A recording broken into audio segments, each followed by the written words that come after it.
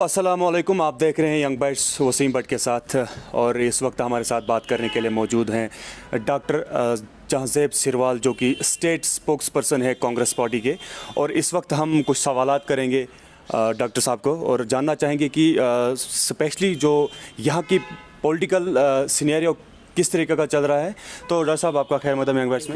Thank you so much भाई। सबसे पहले आपसे जानना चाहेंगे कि जिस तरीके से आज डीडीसी इलेक्शंस यहाँ पे है और लास्ट फेज़ है ब्लॉक किश्तवाड़ का, तो किस तरीके से आप देखते हैं इसे और क्या लोगों को पैगाम देना चाहेंगे आप? जी देखिए, बहुत इम्पॉर्टेंट इलेक्शंस हैं इस हिसाब से कि जब पिछले साल 5 अगस्त को हमारे यहाँ से स्पेशल स्टेटस हटाए जाने के बाद इस रियासत को पॉलिटिकली यतीम बनाया गया। लोग बाहर निकलने के लिए मोहताज थे। डिक्टेटरशिप की तरह यहाँ पर कुछ लॉज इम्प्लीमेंट किए गए। तो उसके बाद लोग लगातार ये महसूस कर रहे थे, वो पॉलिटिकल स्पेस जो यहाँ पर थी वो ख़त्म हो रही थी। लोग अपने नुमाइंदों के पास जाना चाहते थे। तो अब इस वक्त में चूँकि जब डीडीसी इलेक्शंस होने जा रहे हैं, तो ये बहुत एक अच्छा टाइम है लोगों के पास कि वो अपने हलके से, अपने इलाके से अच्छे नुमाइंदे चुन के जो कल को उनकी बात सरकार तक पहुंचाएं, जो कल को उनकी बात सुनेंगे। तो अपने लिए, ये आम लोगों के लिए, आम जनता के लिए जो है ये इलेक्शंस बहुत ज़्यादा इम्पॉर्टेंट हैं। लोगों को बढ़ चढ़ कर इन इलेक्शंस में हिस्सा लेना चाहिए। एंड कैंडिडेट्स, आपके सामने हर एक का बैकग्राउंड, डिफरेंट पॉलिटिकल पार्टीज़ की पॉलिटिकल आइडियोलॉजी सबके सामने आया है। कौन किस चीज़ पर वोट मांग रहा है ये आपको बहुत बेहतर तरीके से पता है। तो लोगों को इस वक्त पे अपनी जिम्मेदारी समझनी चाहिए।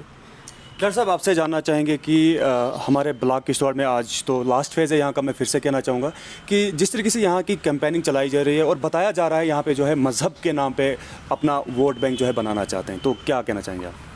देखिए, जिन पॉलिटिकल पार्टीज़ की तरफ आप इशारा कर रहे हैं, मैं भी काफ़ी टाइम से एक पॉलिटिकल पार्टी का वो कैंपेन सॉन्ग सुन रहा हूँ कि ज़ात धर्म पर अब वोट मत दीजिएगा, ये मत करिएगा। बट दर हकीकत वो पॉलिटिकल पार्टीज़ का बैकग्राउंड ही ज़ात, मज़हब और धर्म के नाम पर बनाई गई हैं।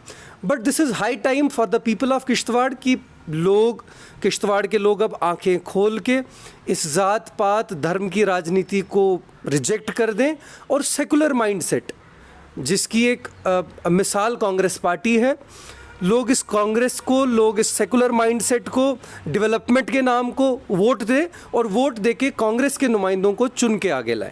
जिस तरीके से अगर कांग्रेस पार्टी की आपने बात उठाई, तो बहुत सारे लोग ये भी कहते हैं कि 70 सालों से जो सत्ता में भी रही है, जो अगर हम बात करें तो कांग्रेस पार्टी जो है 70 सालों से यहाँ पे रही है। अगर देखा जाए तो डेवलपमेंट के हिसाब से बहुत पीछे रही है। और क्या देखते हैं आप, इस लोगों का ऐसा मानना है? जी देखिए, ये लोगों का नहीं मानना है, ये या तो कुछ मीडिया चैनल्स के ज़रिए नैरेटिव चलाया जाता है या भारतीय जुमला पार्टी के भक्तगणों का ये कहना है। 70 सालों से देश किस तरक्की की राह पर था और आज कहाँ है, ये 7 सालों के इनके काम ने बता दिया।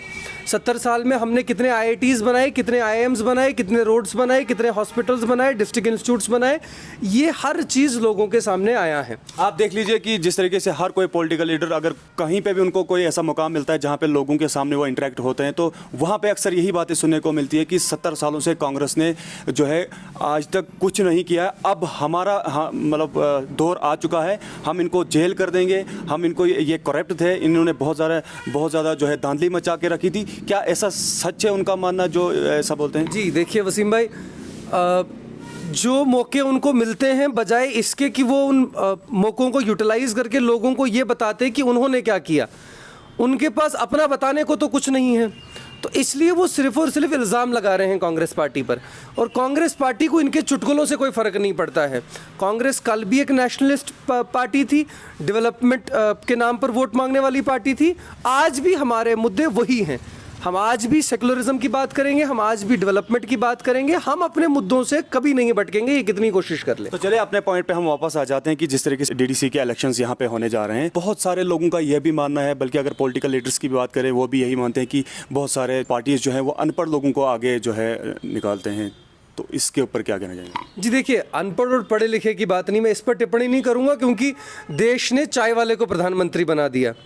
तो ये जो इस पर टिप्पणी कर रहे हैं कि कोई पढ़ा लिखा है या अनपढ़ है, ये उनका ज़ाती मसला है। अगर एक नेशनलिस्ट पार्टी ने चाय वाले को प्रधानमंत्री के लिए नॉमिनेट कर दिया तो कोई किसी को भी अपना कैंडिडेट नॉमिनेट कर सकता है। इसमें मेरे हिसाब से कोई गलती नहीं है। राजनीतिक तरीके से हो सकता है कोई डिग्री होल्डर कम हो बट राजनीति में ज़्यादा एक्सपीरियंस रखता हो, तो इसमें क्रिटिसिज्म करना जो है मेरे हिसाब से कहीं से भी सही नहीं है। तो जिस तरीके से ज़िला किश्तवाड़ के अंदर आज अपनी पार्टी जो है काफ़ी ज़्यादा दिन ब दिन उनको लोग फॉलो करते हैं, दिन ब दिन जो है ज्वाइनिंग्स हो रही है, वो अपना पाँव जो है ज़्यादा जमाने की कोशिश में लगी है, तो है तो नई पार्टी अभी, तो इसके ऊपर क्या कहना चाहेंगे आप? जी देखिए, अपनी पार्टी नहीं है, ये पराई पार्टी है। भारतीय जनता पार्टी के समय में एक पार्टी वजूद में लाती है जिसको भारतीय जनता पार्टी नाम देती है अपनी पार्टी, तो ये हम लोगों की पार्टी नहीं, भारतीय जनता पार्टी की अपनी पार्टी है। रहा सवाल उसमें जो लोग आए, जो लोग नए जुड़ रहे हैं, ये वो लोग हैं जिन्होंने डिफरेंट पॉलिटिकल पार्टीज़ का यूज़ करके धांधलियाँ की। और आज मैं अपनी बात को रोकना चाहूँगा यहाँ पे। देखिए डॉक्टर साहब, आज पूरे जम्मू कश्मीर के लोग बी टीम कहते हैं अपनी पार्टी को, और आपने भी यही कहा कि बीजेपी ने जो है इसको नाम दिया अपनी पार्टी का, तो ये चीज़ कहाँ से आपको मालूम पड़ी? किस तरीके से आप इस चीज़ को बोल सकते हैं कि बीजेपी ने ही वाजिया करके, या बोलते हैं कि बीजेपी ने ही जो है अपनी पार्टी बनाई? कैसे? इसमें बताने की या सुनाने की तो गुंजाइश ही नहीं है। जिस टाइम पे रियासत जम्मू कश्मीर में 5 अगस्त के बाद जो हालात बने, उसके बाद सभी पॉलिटिकल पार्टीज़ के लीडर्स को हाउस अरेस्ट रखा गया। उसके बाद गिने चुने 4-5 लोगों को कश्मीर से, जम्मू से उठा के सर्टिफिकेट दी गई कि ये लोग साफ़ हैं, बाकी सारे जो आवाम के हक़ की बात कर रहे हैं ये गलत हैं। केंद्र में सत्ता तो भारतीय जनता पार्टी की थी। लगातार जो ये डिक्टेटर लॉज, तानाशाही लॉज यहाँ पर लाए जा रहे थे, ये भारतीय जनता पार्टी की तरफ से लाए जा रहे थे। और उस वक्त उनकी बात यहाँ के लोगों को सुनाने के लिए जो पार्टी चुनी गई, वो यही भारतीय जनता पार्टी की अपनी पार्टी चुनी गई। और इसमें जो लीडर्स आए वो कुछ तो बिना सर पैर के हैं। दूसरी चीज़ आप देख लीजिए कि जो भी जा रहे हैं वो 70 साल से लोगों को, 70 साल से नहीं कहूँगा, जब से उनका पॉलिटिकल कैरियर शुरू हुआ है तब से उस पॉलिटिकल आइडियोलॉजी का नाम लेकर लोगों से वोट ले रहे थे। आज अपने ज़ाती मफाद के लिए जब उनको दिख रहा है कि हमारे पास देने को कुछ नहीं है, बोलने को कुछ नहीं है, करने को कुछ नहीं है, तो अपने वो चोर उचक्की बचाने के लिए जो है वो इस फ्रंट को ज्वाइन कर रहे हैं। बाकी कोई वो बहुत ज़्यादा कोई पॉलिटिकल रेलिवेंस नहीं है अपनी पार्टी की। लेकिन अगर देखा जाए तो अपनी पार्टी जो है वो तो बीजेपी के अगेंस्ट में भी काफ़ी ज़्यादा बोलती है, और अपनी पार्टी तो ये कहती है कि जिस वक्त 370 और 35 से अबॉलिश हुआ था, उसके बाद जो है हमारी जम्मू कश्मीर स्टेट को जो है कोई रहबर बन के आगे खड़ा नहीं हुआ, और जिस वक्त जम्मू कश्मीर के लोग परेशान हाल में थे, तो अपनी पार्टी का ऐसा भी मानना है, तो क्या कहना चाहिए? अपनी पार्टी का क्या मानना है, इससे लोगों को वो फ़र्क नहीं पड़ेगा। लोग आंखें खुले हुए देखते हैं, चीज़ें दिखती हैं हमें, हम गूंगे बहरे नहीं हैं। अगर आपको यहाँ की आवाम इतनी बेवकूफ़ लग रही है तो आप बेवकूफ़ हैं। जिस वक्त 370 हटने के बाद डिफरेंट पॉलिटिकल पार्टीज़ ने आवाज़ उठानी चाहिए, नेशनल पॉलिटिकल लीडर्स को एयरपोर्ट से बाहर नहीं आने दिया गया, जिसमें कांग्रेस पार्टी के राहुल गांधी जी, आज़ाद साहब, CPIM के सीतारमन येचुरी जी थे। डिफरेंट पॉलिटिकल पार्टीज़ के डिफरेंट रिप्रेजेंटेटिव जो है जम्मू कश्मीर आना चाहते थे, इनको एयरपोर्ट से बाहर आने नहीं दिया गया। तो इस वक्त में ये कहना कि फिर हमें बाहर निकाल कर कोई रहबरी की बात करने के लिए निकाला गया, तो ये सफ़ेद झूठ है। ऐसा कुछ नहीं है। ये लोग सिर्फ और सिर्फ, मैंने पहले भी कहा कि अपनी चोर उचक्कियों को बचाने के लिए सेंटर का सहारा लेकर लोगों के ऊपर एक बार फिर जो है लोगों को बेवकूफ़ बनाकर अपनी सियासत गरमाना चाहते हैं। बाकी इनका कोई पॉलिटिकल एजेंडा कोई वो नहीं है।